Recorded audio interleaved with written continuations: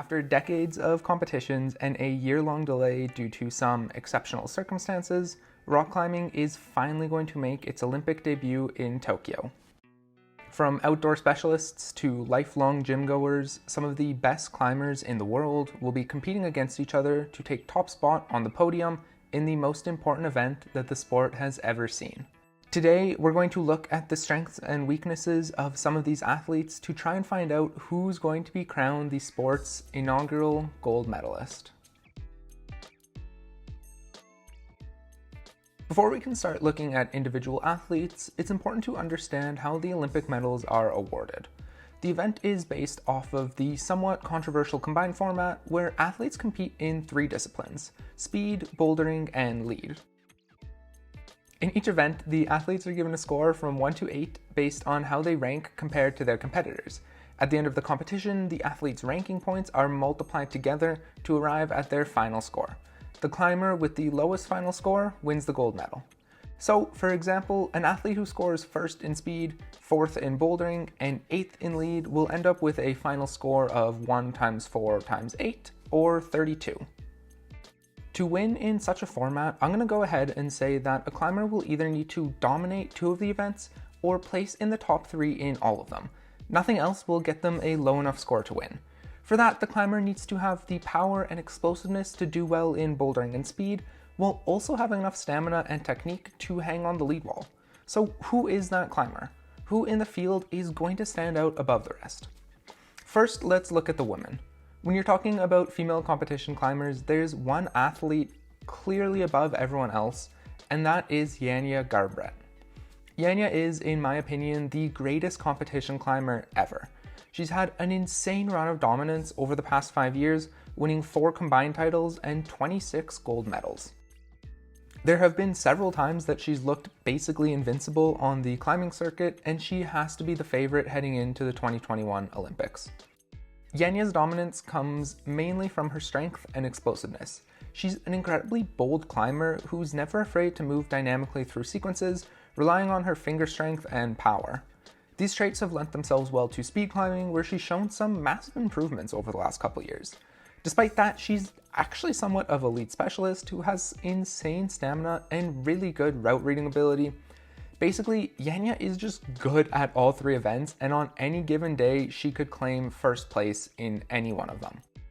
There have been several competitions where Janja's just looked like she's on a different planet.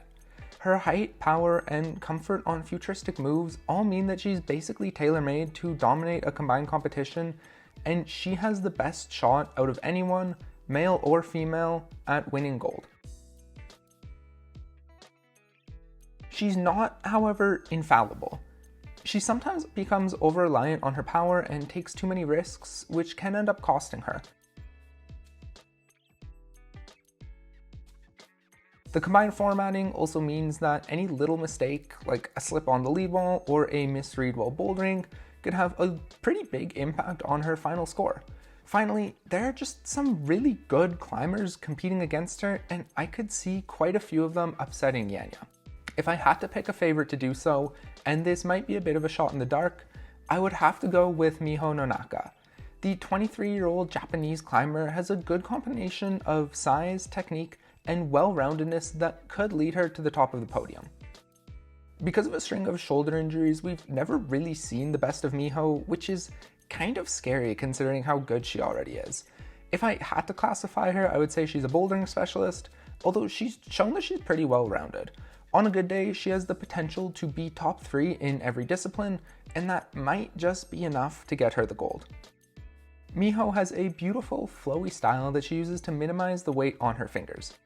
Just look at this sequence from Hachioji. She transitions right from the knee bar rest into this amazing drop knee heel hook combo that helps her get the top. You can see her here considering the dyno before opting for a really nice heel hook mantle that secures her the route.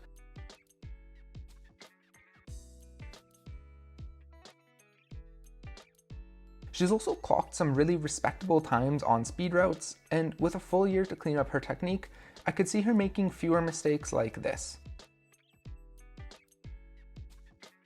If the bracketing works out, she could be in the top 2 speed climbers in the women's final.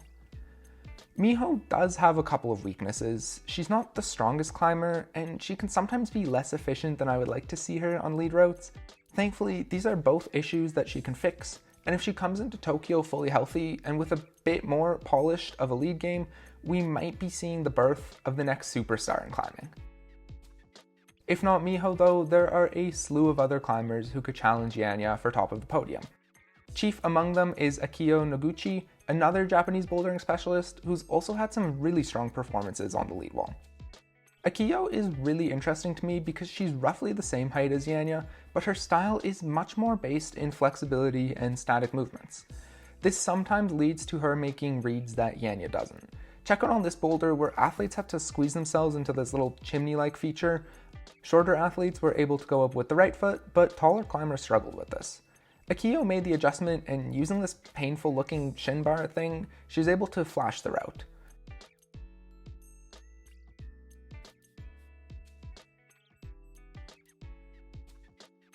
Yanya though got stuck on this move, and she was never able to get the top. In the combined competition where there's only 3 bouldering problems, a mistake like that could cost her valuable ranking points. Speed climbing is still a weakness for Akio, and it might hold her back in the finals. Because of that, if she wants to beat Yanya, I think she'll have to place above her in both bouldering and lead, and that's not exactly an easy thing to do. Still, Akio is a fantastic all-around climber who has a good shot at gold. Shauna Coxey is another athlete who, on a good day, has a shot at stealing the podium. Shauna is a veteran of the climbing scene who's adjusted her game in the last couple of years and developed some really good speed climbing skills. This, combined with her insanely strong bouldering acumen, makes her a threat, although her lead climbing endurance is still a bit suspect and will need to be worked on. Outside of those 3, the field opens up a lot, although there are still some fun possibilities.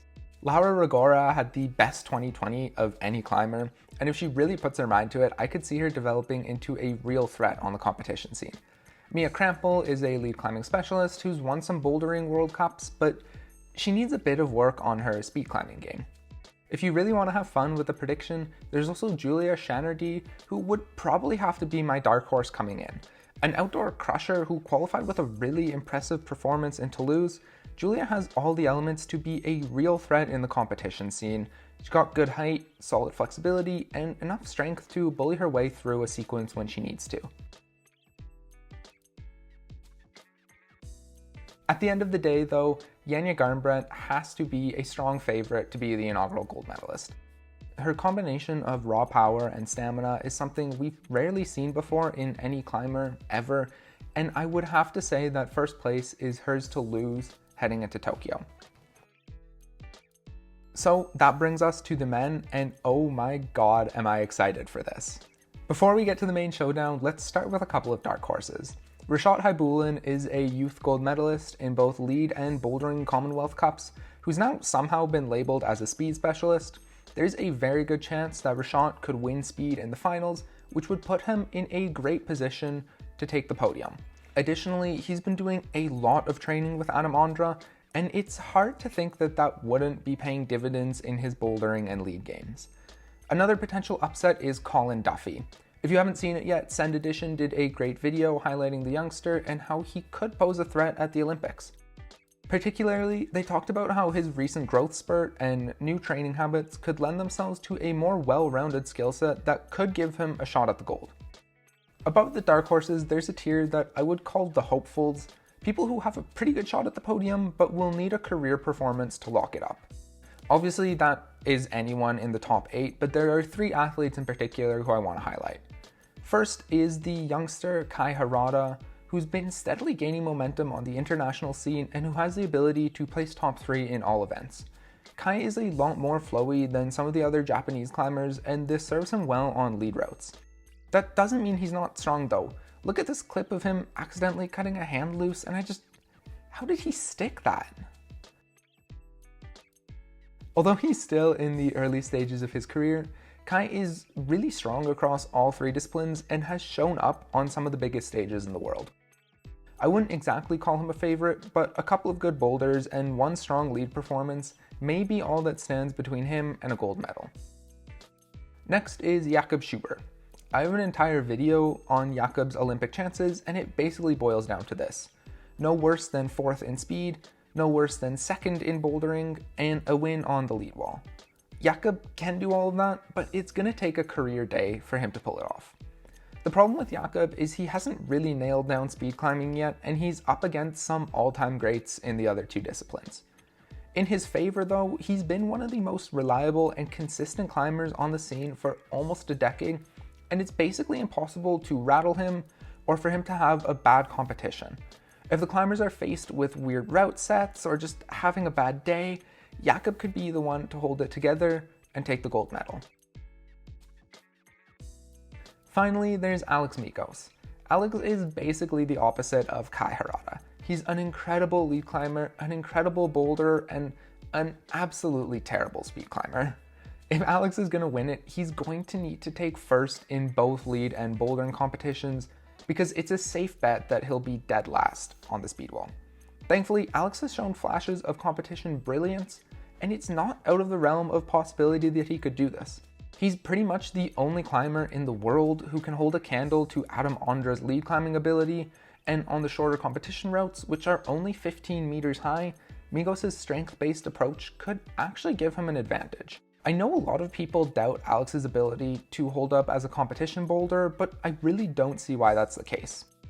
His shorter frame and dynamic power lend themselves well to indoor bouldering, and in the Hachioji competition, he showed just how good he was before a finger injury forced him to tap out early. He's also getting a lot more comfortable on plastic, and if his speed game doesn't hold him back too much, Mikos has a fair shot at taking the gold. All of those other storylines, though, pale in comparison to the main showdown of the event. A clash of two starkly different styles and two all-time greats in Tomoa Narasaki and Adam Ondra.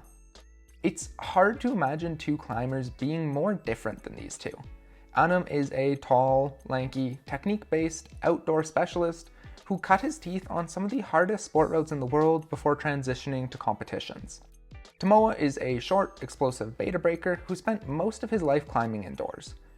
The real question is whose style is going to lend itself better to the Olympic formatting. Tomoa has a clear upper hand in speed where he's shown some almost world-class time while Adam hasn't. You can make an argument that Tomoa has a good shot at being top 3 for speed, while Adam is almost guaranteed to be in the bottom 3. The opposite is true for lead climbing. Tomoa is a good lead climber, but in a field stacked with some of the greatest sport climbers ever, I would be shocked if he ended up higher than 4th place. On the opposite side, you have Adam, who's looked unstoppable in recent competitions, and who many would say is actually the greatest sport climber of all time. So where does that leave us? Obviously, there are so many factors going into the Olympics and so many potential upsets that could happen, but if I had to make a prediction between Adam and Tomoa, I would say this: whoever wins bouldering wins the gold medal. Now, obviously, it's entirely possible that either of them could win bouldering and not take gold. Adam could mess up his beta on the lead wall, Tomoa could slip on speed, or one of the other athletes could simply show up and put them both to shame. If I had to bet money though, I would say it's going to come down to the two of them, and whoever scores better in bouldering is going to be the winner. The reason I think that all comes down to the scoring system. Say Tomoa comes 2nd in speed and 4th in lead, which is basically identical to how he did in Hachioji. Now say that Adam comes 1st in lead and last in speed, which is exactly how he did in Toulouse. That would give them both a score of 8 points. Even if you fiddle around with the rankings a bit, Tomoa could come 3rd in speed, or Adam might play 2nd in lead but 6th in speed because Mikos and Schubert are also going to be in the final. The end result is the same. Their scores are in the 8 to 15 range and very close to one another. Bouldering is going to be the tiebreaker. That leaves one really obvious question: who is going to be better at bouldering? I could and probably will make an entirely separate video on this because it's such an interesting question. They each have their own unique styles, and there are so many examples like Myrigan and Vale where the two of them are competing head to head and they just seem to be on a different planet from everyone else. This is a prediction video though, and if I had to pick one, I'm going with Tomoa. This isn't necessarily because I think Tomoa is the better boulderer. I just think that his style is going to do better on the types of routes that I'm expecting them to set in the Olympics. That is, futuristic, parkour-y, dynamic-based movements. He's so much more comfortable on these routes than Andra is that I have to give him the upper hand. I would love if the route setters threw in another hand jam or an off-width to mess with everyone, but I don't see it happening, and based on Hachioji, I think they're going to triple down on the futuristic style bouldering. Even outside of my boulder winner takes all prediction, I think Tomoa has more paths to victory than Adam does. Adam basically has one shot. He needs to win lead and he needs to win bouldering.